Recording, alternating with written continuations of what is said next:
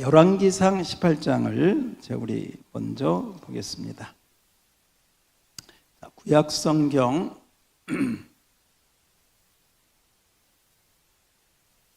열왕기상 18장 41절입니다.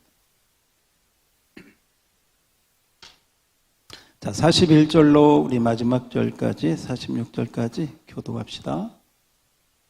예. 엘리야가 아합에게 이르되 올라가서 먹고 마시소서. 큰 비 소리가 있나이다.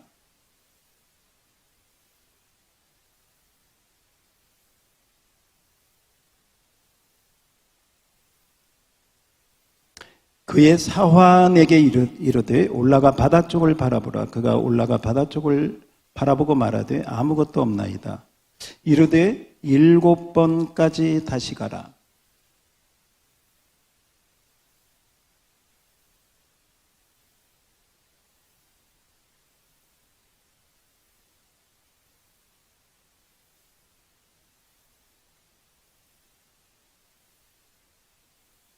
조금 후에 구름과 바람이 일어나서 하늘이 캄캄해지며 큰 비가 내리는지라.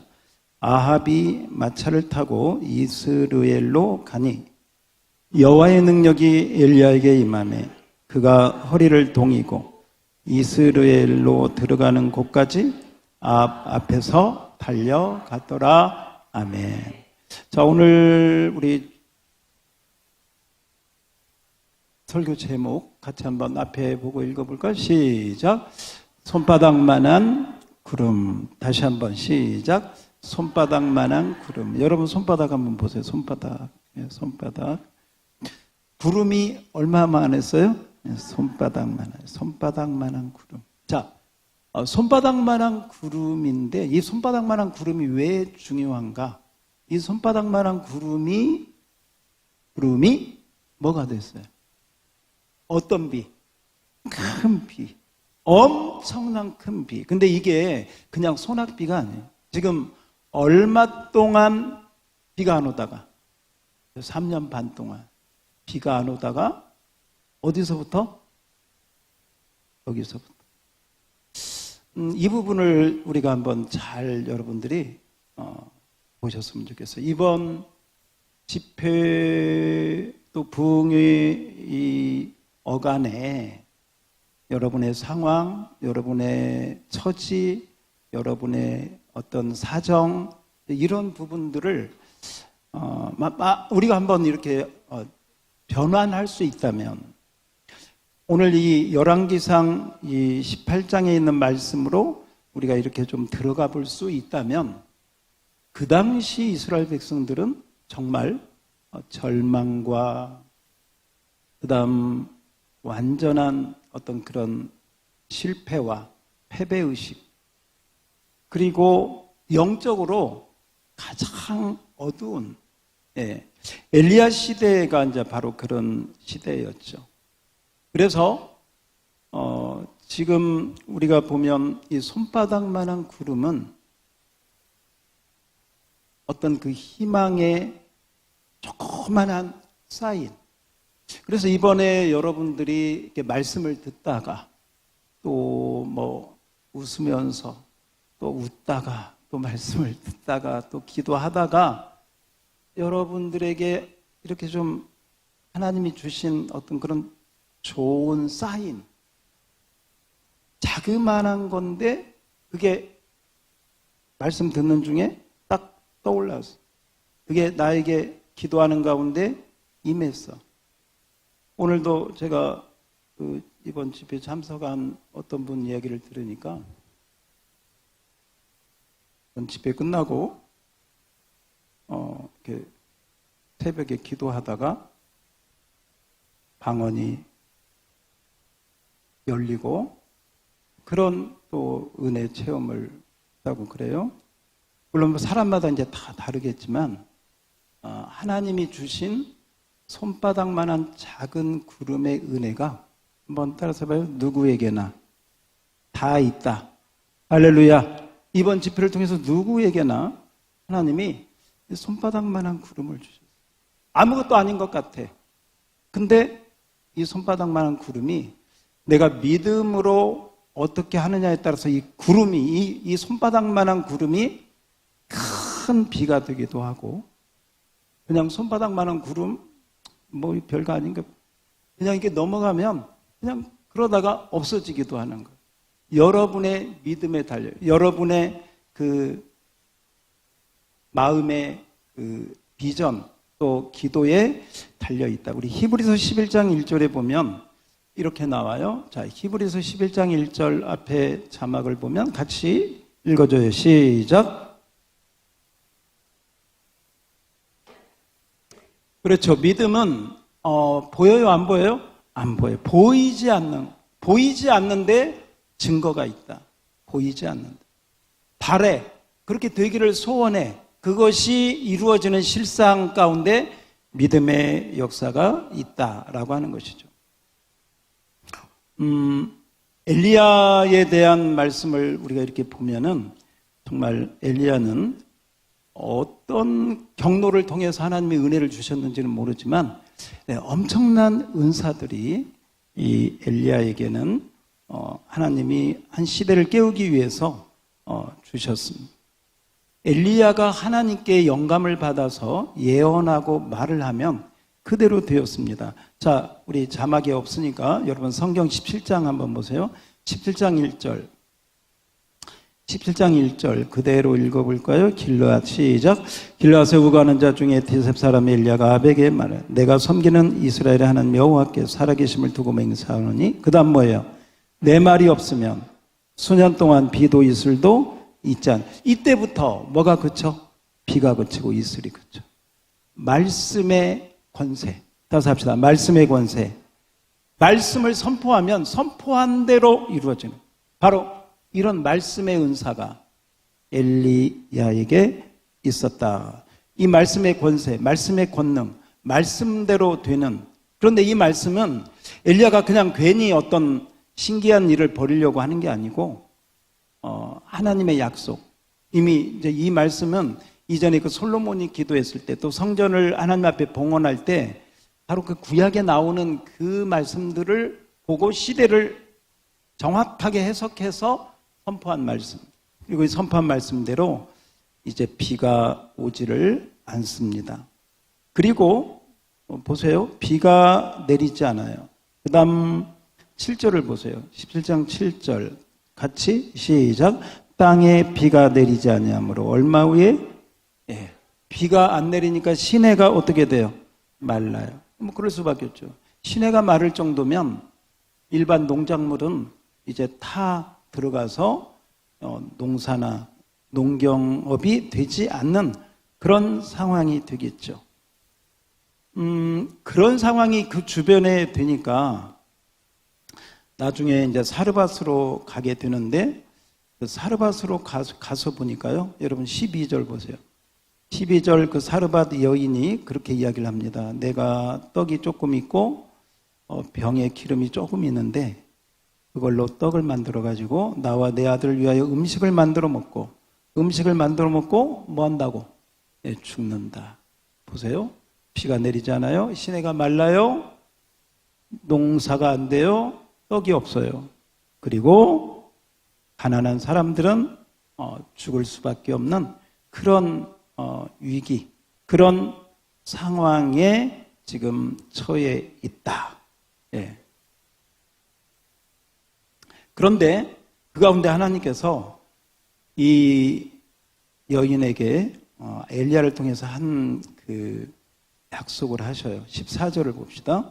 제가 14절 읽을게요. 17장 14절.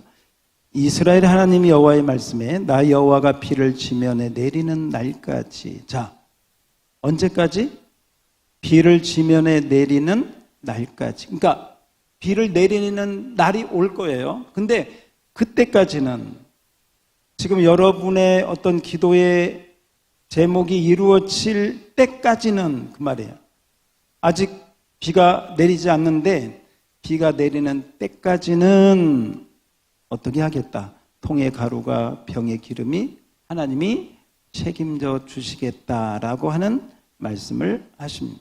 그러니까 비가 내리지 않는 것은 기한이 있다는 거예요. 하니.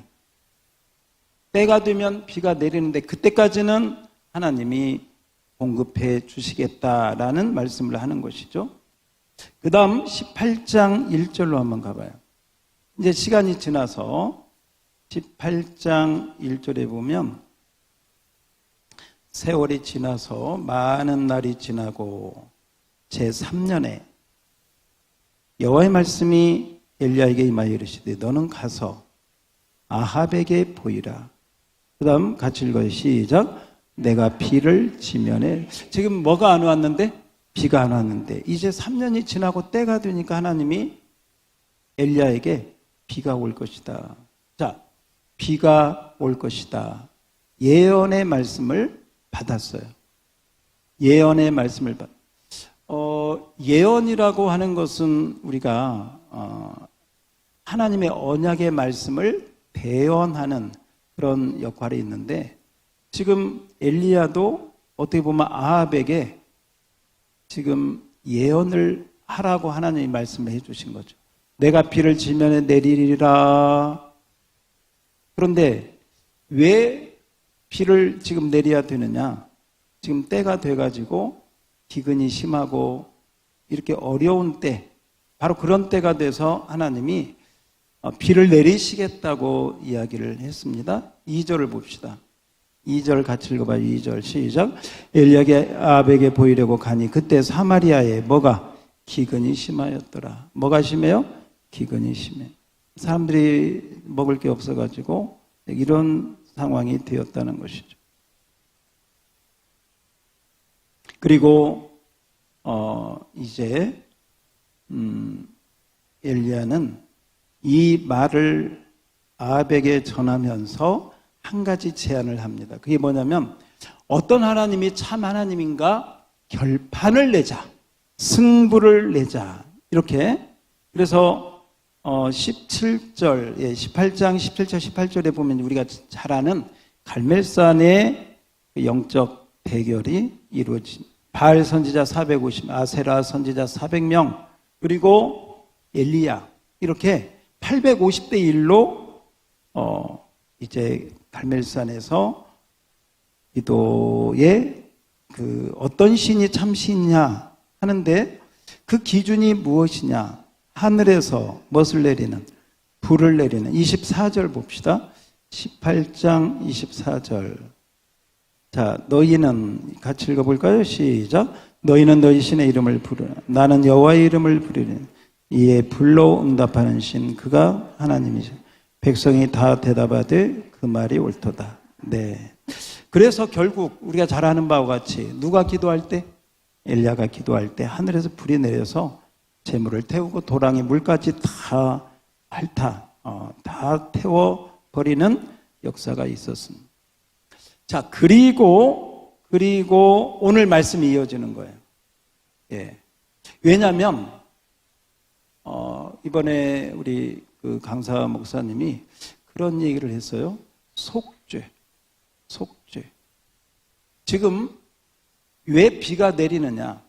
번제물이 태워져서 하나님께 올라가야 돼. 그래야 뭐가 돼? 속죄가 되고, 속죄가 돼야 뭐가 와? 비가 오는 것이죠. 그래서 구약은 속죄의 제사가 계속 올라가는 거예요. 구약은. 아직 죄의 문제가 해결되지 않으면 계속 속죄의 제사가 올라가야 돼. 그 속죄의 제사가 올라가야 뭐가 온다? 비가 온다. 이건 개인적으로도 마찬가지예요. 여러분의 개인적으로, 가정적으로도 마찬가지고 어떤 면에서 이제 교회적으로도 마찬가지예요. 원리적으로 보면 속죄의 제사. 지금 이스라엘 백성들이 하나님을 떠나서 자기 멋대로 하고 범죄한 모든 그 부분이 지금 이 갈멜산의 그 번제물로 하나님 앞에 올라갔을 때 속죄의 제사가 끝나고 그 진노가 불로 쏟아지고 난 후에 뭐가 임한다? 비가 임한다. 근데 그 비가 어떤 비냐? 소낙비가 아니고 큰 비. 그 온 대지를 적시고도 남을 큰 비가 내린 줄 믿습니다. 이제 오늘 이 부분을 여러분이 이렇게 보면서, 이번에 여러분들은 어떤 속죄의 제사를 내가 하나님 앞에 다 올려드렸는가? 그게 뭐 시간이든 물질이든 헌신이든 뭔가 하나님께서 여러분에게 주시는 그런 어떤 믿음의 사인을 한번 잘 보세요. 그래서 속죄의 제사가 끝나야 그다음 이제 비의 응답의 축복이 임하는 거예요. 속죄가 이루어지지 않으면 죄가 가로막혀 있으면 어떻게 응답이 오겠어요? 그래서 속죄의 제사가 하나님 앞에 올라가고 그 다음 하나님이 그걸 기쁘게 받으셨을 때 불에 하나님의 그 연락하심이 있고 난 다음에 그 다음에 이제 큰 비의 은혜, 응답, 축복, 큰 비의 그런 생수의 은혜가 임하게 되는데, 자, 속죄의 제사가 그래서 첫 번째, 속죄의 제사가 끝나고 예수님도 마찬가지예요. 성령의 불이 임하기 전에 예수님이 뭘 지셔? 십자가를 지잖아요. 속죄. 십자가의 그 속죄가 이루어지고 그다음에 성령의 불이 임하잖아요. 같은. 그래서 속죄의 제사가, 그래서 여러분들이 어떤 하나님의 은혜와 응답만을 바라기보다는 회개기도, 속죄는 회개죠. 죄에 대한 아직 A라고 하는 사람이 믿음이 없어서 아니면 하나님을 잘 몰라서 죄를 지으면서도 회개할 줄을 몰라. 그러면 어떻게 해야 되나? 이걸 아는 내가 가족 가운데 영적 아브라함이 된 사람이 내 아들을 위해서, 내 딸을 위해서, 내 부모를 위해서 뭐 한다? 속죄 제사를 기도로 드리고 여러분이 믿음으로 드리고, 왜? 아직은 그 영혼이 모르니까. 그래서 이게 이제 중보 기도하고도 연관이 되는 것이죠. 다니엘도 자기 조상들이 지은 죄를 위해서 속죄 제사를 드리잖아요. 속죄 기도를 눈물로 드리잖아요. 예레미야도 마찬가지예요. 예레미야가 잘못한 게 아니에요. 그런데 예레미야가 눈물로 기도해요. 왜? 자기 민족을 위해서 속죄 제사를 자기가 드리고. 그래서 여러분이 이 부분이 먼저 필요하고, 그 다음 이 속죄의 제사가 하나님 앞에 올라가고 연락이 되면서 뭐가 임하느냐? 은혜가 임하고 응답이 임하고 은사가 임하고 그 다음에 하나님이 주신 그 축복이 임하는데, 그 축복이 임하는 원리를 이렇게 좀 보면, 우리 이 부분만 잠깐 한번 보시면, 자, 오늘 본문 보세요. 엘리야가 아합에게 이르되 올라가서 먹고 마시소서. 따라서 합시다. 큰 비에 소리가 있나이다. 자, 이것은 예언과 같습니다. 여러분이 이번에 목사님을 통해서 아니면 말씀을 듣다가 아니면 여러분이 기도하다가 받은 그 예언은 자동적으로 되지 않습니다. 무슨 어떤 것처럼 자동적으로 이루어지는 거 아니에요. 이건 다 인격적인 관계 가운데 여러분에게 주신 거예요. 그래서 지금 엘리야가 아합에게 큰 비의 소리가 있나이다. 여러분 지금 비 소리가 들려 안 들려? 지금은 안 들려요. 구름도 없어요. 아무것도 없어요. 근데 이미 엘리야는 그렇게 예언을 하고 있는 거예요. 큰 비의 소리가, 큰 비가 올 거니까 준비해라, 기도해라, 이런 내용도 포함이 되어 있는 거예요. 자, 이것이 하나의 큰 비가 오기 전에 주신 말씀이다. 예언의 말씀. 따라서 예언의 말씀. 네. 그토록 원하는 거, 정말 소망하는 거. 네. 큰 비의 소리가 있나이다. 아직은 아무것도 없어. 자, 그리고 엘리야는 어떻게 하느냐? 42절. 갈멜산 꼭대기로 올라가서, 이건 뭐냐면 하나님 앞에 가는. 누구 앞에? 하나님 앞에. 그 말씀이 이루어지도록 하나님 앞에 산 꼭대기, 시장으로 가는 게 아니고 친구 만나러 가는 게 아니고 산 꼭대기, 아무도 없는 곳, 하나님과 가장 가까운 산 꼭대기로 올라가서 그 다음 땅의 꿇어 엎드려 그의 얼굴을 어디에? 무릎 사이에. 이건 간절한 기도. 그 말씀이 이루어지도록 간절히 기도하는, 그 예언의 말씀이 그대로 이루어지도록 간절히 기도하는 거죠. 예, 간절한 기도. 그리고 그 기도를 하는데 한 가지 자기 사환에게 이야기를 합니다. 올라가서 바다 쪽을 바라보라. 바라보니까 아무것도 없어요. 43절 하반절에 보니까 몇 번까지 가라? 7번까지 가라. 6번까지는 기도해도 아무것도 없어. 6번까지는. 그렇다고 그때가 아무것도 없는 게 아니에요. 이게 계속 쌓여지고 있는 거다. 불로 말하면 100도가 되면 끓는데 이게 계속 조금씩 온도가 올라가고 있는, 컵으로 말하면 물이 채워지고 있는, 그래서 어느 정도 채워질 때 팍 끓듯이 6번까지는 아무런 기미가 보이지 않지만 기도가 쌓여지는 시간이다. 그래서 예언의 말씀이 이루어지기 위해서 엘리야가 했던 부분들을 잘 봐요. 7번까지. 몇 번까지? 7번. 완전수죠. 완전한 기도. 간절하게 완전한 기도가 하나님 앞에 올라가야 된다. 그때 44절 7번째 이르러서 뭐가 보여? 손만한 작은 구름, 손바닥만한 작은 구름이 보여. 그리고 그 손바닥만한 구름이 보이니까 이제 됐다 하고 여기를 보내고 아합을 보내고 마차를 타고 가도록 하고, 이제 그 다음 보니까 45절 조금 후에 구름과 바람이 일어나서 하늘이 캄캄해지고 드디어 큰 비가 내린 줄 믿습니다. 응답이 이루어진 줄 믿습니다. 이것은 예언의 말씀이 어떻게 이루어지는가. 오늘 그래서 여러분이 그 받은 말씀, 어떤 말씀이든 받은 말씀을 가지고 또 받은 예언의 말씀을 가지고 손바닥만한 작은 구름인데 이 구름이 큰 비가 되도록, 왜냐하면 이미 선포했잖아요. 큰 비의 소리가 있나이다. 지금은 소리만 들려. 소리만. 근데 아직 오지 않았어. 소리만 들리는데 어떻게 그 소리가 현실이 되는가 할 때 그 원리를 우리에게 보여주는데, 이건 자동적으로 되지 않는다. 기도를 통해서, 간절한 기도를 통해서 하나님의 뜻이 이루어진다.